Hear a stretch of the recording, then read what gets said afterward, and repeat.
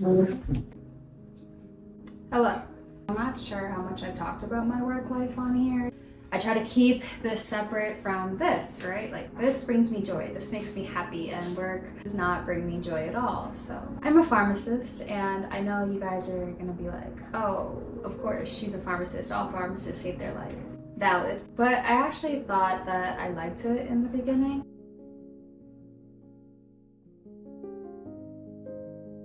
So real quick backstory, I went to a medical high school. It was like a hospital that turned into a high school, and you had a choice of 3 academies to choose from. So you could choose pharmacy, physical therapy, or biomedical sciences. And for me, being 13, I made the decision to go to pharmacy because their polo color would match better with my outfits than the colors of the other academies. Yeah.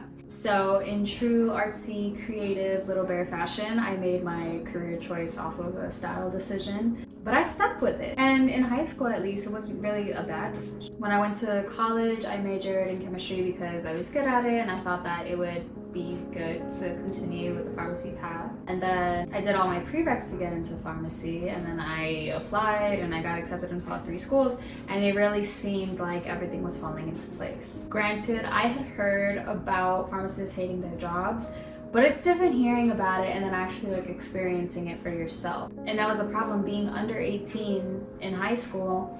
You couldn't really get experience at a pharmacy for like liability issues, so we just messed around in class. I mean, the program was really just like another chemistry class, if you really wanted to call it anything else, but it wasn't like pharmacy specific. So once I was 18 and I was able to apply for places that were actual pharmacies, I had one of 3 experiences. Either one, most of the pharmacies I went to said that they couldn't really hire me or even let me volunteer until I was accepted into a pharmacy school. So we weren't at that point yet. Then there was an independent pharmacy that said, okay, yeah, you can volunteer. And they put me in what was basically a walk-in closet, and they just had me file papers all day. So I wasn't even in the pharmacy actually like looking at what was going on. And the third experience was I volunteered at a hospital, which was cool, right? Except they were just making me put stickers on medications for 4 hours in a day.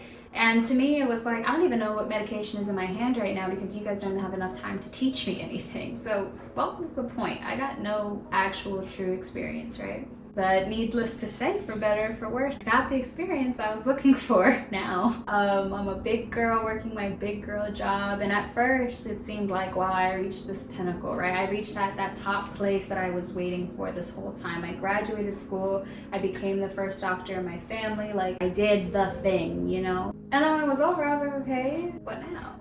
And yes, I knew some pharmacists didn't like their jobs, but I always thought like maybe I'm just lucky, I don't know, because most of the pharmacists that I met on my rotations did like their job, or they were at least like tolerant of it, where they were like, yeah, I make a lot of money and it's a pretty good job, it's alright, it's whatever.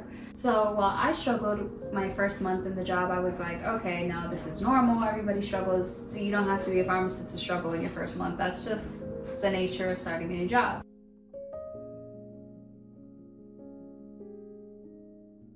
3 months in, I'm like, done. I started breaking down. I think everything that I had faced in my normal life just got exaggerated, and then there were new things that I had never faced before in my life that I was now having to face. My skin picking got worse, my OCD got worse, and I was having like random bouts of just crying and like intense sadness, even on days that I wasn't working. Then I began having nightmares every night about being in the pharmacy. Like, I truly felt like there was no escape. I had no peace. I didn't really know what to do. And that continued to where I am now, almost at month 6. So still not getting anywhere, still here. So Philippians chapter 4, verses 6 and 7 say, do not be anxious about anything, but in every situation, by prayer and petition and with thanksgiving, present your requests to God. And the peace of God, which transcends all understanding, will guard your hearts and your minds in Christ Jesus. And while I was praying and I was trying to figure out what to fast and I was trying my best to practice gratitude, I still felt like something wasn't happening. Like I wasn't changing. I was still facing the same situation. And it's not because I think God wasn't working in me or anything like that, because when I would pray, I would feel relief, right? Like a weight got lifted off momentarily. It felt like it was only a matter of time before I was back in that sad place again. So it never felt like it truly lasted. And then Matthew chapter 6, verses 33 and 34 say, "But seek first his kingdom and his righteousness, and all these things will be given to you as well. Therefore don't worry about tomorrow, for tomorrow will worry about itself. Each day has enough trouble of its own." And I did feel like I was seeking his kingdom. I even prayed that if this job truly was in his will for me, then he'd help me somehow do it with passion, like as if I'm serving him, you know. I'm not just praying that I get some way out of this job. I asked that he was gonna show me, like, is that true? Is this truly your will for me? Because I don't know, because I can't see how me being this sad is part of his will for me. I know this life is not meant to be perfect and pretty. He never promises that. I get that. But bro, like, ugh. It made me start thinking, like, was this in his will at all? Like, it made me question things from the beginning. Everything was falling into place. Everything was nice and easy, but I don't think I ever asked God if he wanted me to pursue pharmacy. So what if I did this all myself? And what if that's why it's so hard for me to make this work? Because this wasn't supposed to be how it was in the first place. Or what if it's hard because he wants me to learn something from this at the end of it and it isn't his will? I don't know. That's the worst part. But me just not even knowing if it's in his will or if this was all me, like, that's what gets me in my head. And I try not to worry about tomorrow, but how could I not when every day I continue this path, I don't even see the purpose of it. So I worry about wasting time, I guess. I don't know.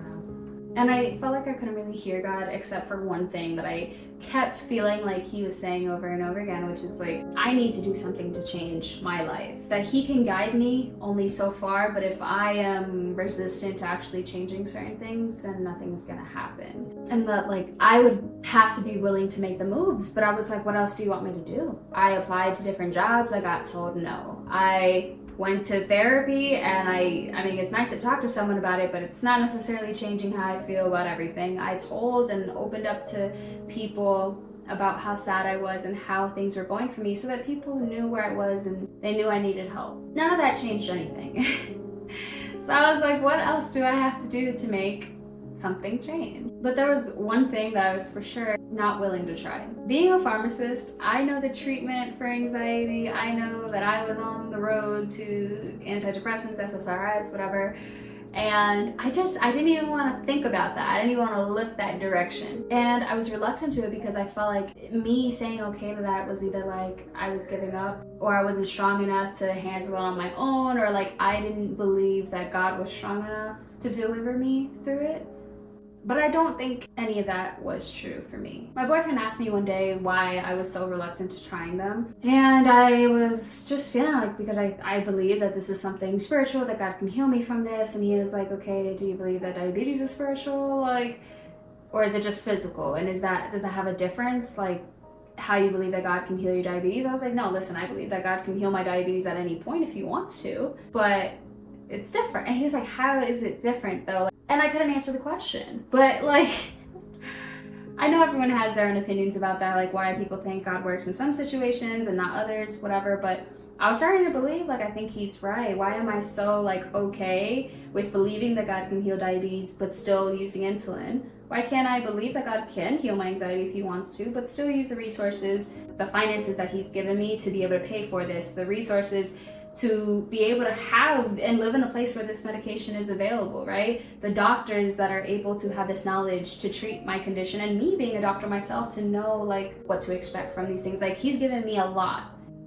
Why am I acting like I shouldn't use it? And yes, I prayed on it. I prayed for deliverance, which can only come from him, but continuing therapy and perhaps starting medications, those things can only come from me. I have to be willing to do my side of the work too, and that's how I see God's relationship with me. It's like we're partners, not necessarily that we're equals, but we are two partners working together for what should be the same goal. And I was scared even talking about this topic, to be honest. I was like, oh, what if people are like, oh, it's her fault for going into a career that everyone knows they hate. It's her fault for getting into debt and getting herself stuck now in this job that she wants to be free of. Or maybe it's her fault for not believing God enough to get her out of it. But I know that those are the world's worries, so I'm trying not to think about anything like that. I hope that this helps any of the little bears out there who are kind of stressed about where their life is going or if they don't know exactly what they're going to be doing for the rest of their lives. And maybe medication is probably not for everyone. You should seek wisdom and find your answer for that. But don't judge yourself so harshly now for what you didn't know